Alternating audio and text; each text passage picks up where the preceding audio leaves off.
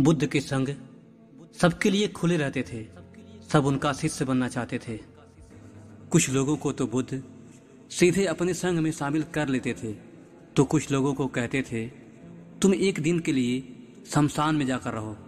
इसी प्रकार एक व्यक्ति बुद्ध के पास आया और उसने कहा, मुझे आप अपना शिष्य बनाएं। बुद्ध ने उस व्यक्ति से कहा, तुम्हें मेरा शिष्य बनने के लिए एक दिन पूरा शमशान में बिताना होगा और तुम वहां जो भी सीखोगे मुझे आकर बताना होगा।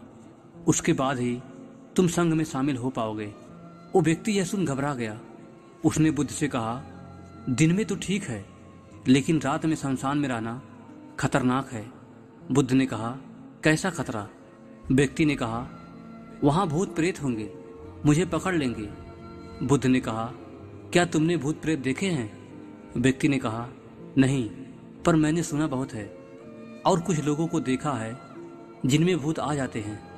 वो अजीब अजीब हरकत करते हैं। तब बुद्ध ने कहा, तो तुम्हारे पास यह सुनहरा अवसर है ये जानने का कि भूत प्रेत होते हैं या नहीं। तुम वहां एक दिन एक रात गुजारो, फिर विश्लेषण करके बताना कि भूत प्रेत होते हैं या नहीं।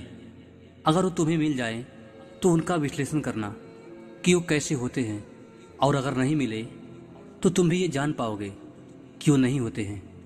तुम घबराना मत, वहां जो भी घटना होगी मुझे आकर बताना। व्यक्ति ने कहा, ठीक है गुरुदेव, अगर आप चाहते हैं तो एक पूरा दिन और रात मैं शमशान में गुजार लूंगा।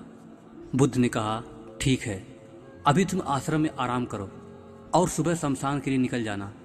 बुद्ध ने अपने 4 शिष्यों को कहा कि वो व्यक्ति कल शमशान जाएगा, तुम उसके पीछे जाना और उस पर नजर रखना, ध्यान रखना, पर याद रहे उसे ये बात पता ना चले कि तुम उसके पीछे गए हो। अगले दिन वह व्यक्ति बुद्ध के पास गया और बोला, जैसा आपने कहा था मैं शमशान के लिए निकल रहा हूं। बुद्ध ने उस व्यक्ति से कहा, ठीक है, अब तुम जा सकते हो। वो व्यक्ति शमशान गया। अगले दिन वह व्यक्ति बुद्ध के पास आया। बुद्ध उसे देख मुस्कुराए और बोले कि तुमने एक दिन पूरी रात वहां गुजारी, तुमने क्या देखा, क्या सीखा? व्यक्ति ने कहा, मैं वहां सुबह सुबह गया। कुछ देर बाद मैंने देखा कि कुछ लोग एक अर्थी लेकर आ रहे हैं। कुछ लोग समान थे तो कुछ लोग बेहद खुश थे। वे कह रहे थे कि उस व्यक्ति ने अच्छे कर्म किए हैं, ये बहुत किस्मत वाला है। उस बुजुर्ग के बेटे ने अपने पिता के चिता को अग्नि दी। वो कुछ देर वहां खड़ा रहा। उसके बाद एक एक करके सब लोग जाने लगे। थोड़ी देर बाद वहां 2 और अर्थी आई, जिसमें एक अर्थी एक अमीर व्यक्ति की थी जबकि दूसरी एक गरीब व्यक्ति की थी। अमीर व्यक्ति की चिता चंदन की लकड़ी से जलाई गई, जबकि गरीब व्यक्ति की साधारण लकड़ी से।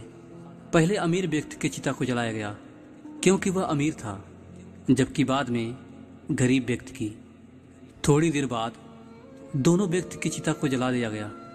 उसके बाद सभी लोग वहां से चले गए, लेकिन मैं वहीं खड़ा देखता रहा। बुद्ध ने कहा, तुमने उसकी चिता को देख क्या समझा? व्यक्ति ने कहा, बुद्ध, दोनों की चिता समान थी। दोनों के शरीर भी उस चिता में एक समान थे। उसके बाद दोनों उसमें जल गए। अंतिम में जो बचा वो भी एक जैसा ही था, उसमें कुछ अलग नहीं था। हे बुद्ध, उसके बाद वहां एक स्त्री की अर्थी आई। उस स्त्री का पति बहुत दुखी था और वहां आए सभी लोग काफी दुखी थे। वे सभी उसके पति को सांत्वना दे रहे थे।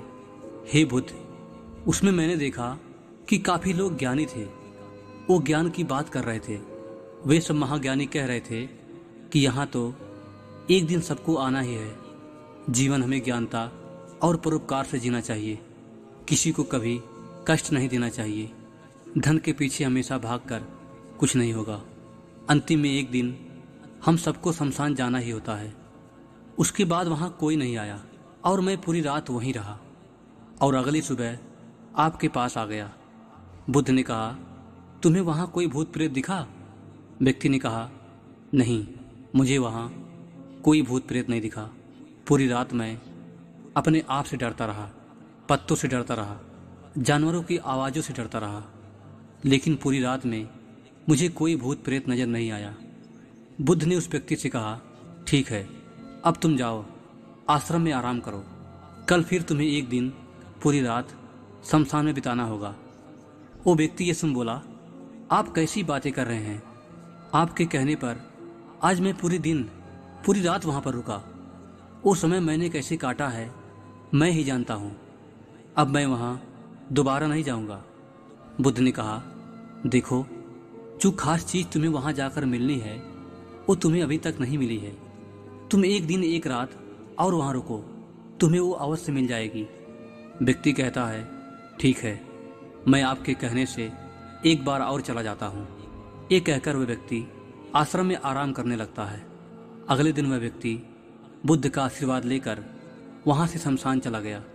एक पूरा दिन बिताकर वह अगले दिन फिर बुद्ध के पास आया।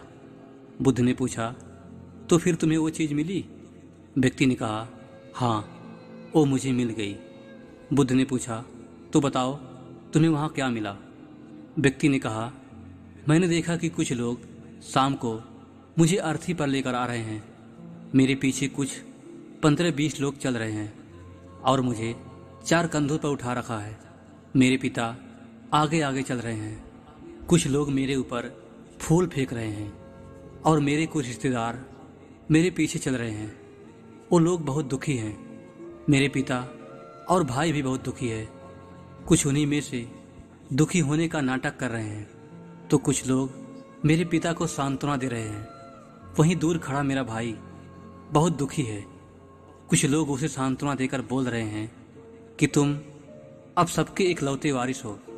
तो कुछ लोग कह रहे हैं, ये गलत हुआ, वो लड़का तो अभी जवान था, अभी तो उसने कुछ देखा भी नहीं था और उसके साथ ऐसी घटना हो गई। तभी मुझे अर्थी पर लटा दिया गया और सारा क्रियाक्रम किया जाने लगा। मैं ये सब अर्थी पर लेटा देख रहा था, लेकिन सांस नहीं ले पा रहा था क्योंकि मेरे अंदर सांस नहीं थी। मैं अपने पिता को गले लगाना चाहता था, लेकिन मैं उठ नहीं सकता था। मैं अपने भाई को गले लगाना चाहता था, उसे कहना चाहता था कि तुम माता पिता का ध्यान रखना, लेकिन मैं बस लेटा देख रहा था, कुछ नहीं कर सकता था। उसके बाद मेरी चिता पर लकड़ियां सजाई जा रही थी। मेरा मुंह भी ढक दिया गया। मुझे अब उस चादर के पार कुछ नहीं दिखाई दे रहा था। फिर उसके बाद मुझे गर्मी महसूस होने लगी। फिर मैंने देखा कि मुझे जलाया जा रहा है। मेरे हाथ पैर जलने लगे, मेरी हड्डियां, खाल सब जलने लगी। धीरे धीरे अग्नि और ज्यादा बढ़ गई। मैं वहां से उठना चाहता था, मेरा दम घुट रहा था, मैं सांस लेना चाहता था, लेकिन मैं ऐसा कुछ नहीं कर पा रहा था। मैं उस अग्नि में पूरी तरह से खो गया। मैं पूरी रात खुद को ऐसे ही जलता देखता रहा। मैंने देखा कि अंतिम रूप से मेरे पास केवल मेरी राख ही बची हुई है। उस पूरी रात ना तो मैं डरा, ना ही डर का एहसास हुआ। पता नहीं कहाँ मैं पूरी रात खोया हुआ था और सुबह होते ही मैं आपके पास आ गया। बुद्ध मुस्कुराए और बोले, अब तुम संघ में शामिल हो सकते हो। और वास्तव में ध्यान और ज्ञान होने के लिए ध्यान का बीज अंदर होना बहुत जरूरी है। वो बीज तुम्हें वहां कल रात मिला, जब तुमने जाना कि वहां सब कुछ नाश्वर है। इस दुनिया में सभी व्यक्ति शमशान जाने के बाद ये तो देख लेते हैं कि सभी को वहां जाना है, लेकिन जैसे ही वहां से बाहर निकलते हैं ये सब भूल जाते हैं और फिर अपनी जिंदगी वैसे ही जीते हैं, वैसे ही कर्म करते हैं, वैसे ही अधर्म करते हैं और वैसे ही क्रूरता दिखाते हैं। और जैसे ही शमशान में जाते हैं सब धार्मिक हो जाते हैं। पहली बार जब तुम शमशान में गए तो तुम उन्हीं ज्ञानी व्यक्तियों की तरह थे, जैसे कि वहां सभी महाज्ञानी व्यक्ति आए थे। और जैसे ही तुम दोबारा वहां गए और आज वापस आए हो तो तुम्हारे अंदर भी ज्ञान का बीज उत्पन्न हो गया है। हम तब तक जीवन को नहीं समझ सकते जब तक हम मृत्यु को नहीं जानते। जो व्यक्ति बीमार है वही स्वास्थ्य के महत्व को समझ सकता है। जो ध्यान का बीज तुमने कल रात पाया, अब उसे तुम्हें लक्ष्य बनाना है और ऐसा विशाल लक्ष्य तुम्हारे अंदर उत्पन्न होगा जो सभी को ध्यान की छांव से परिपूर्ण करेगा।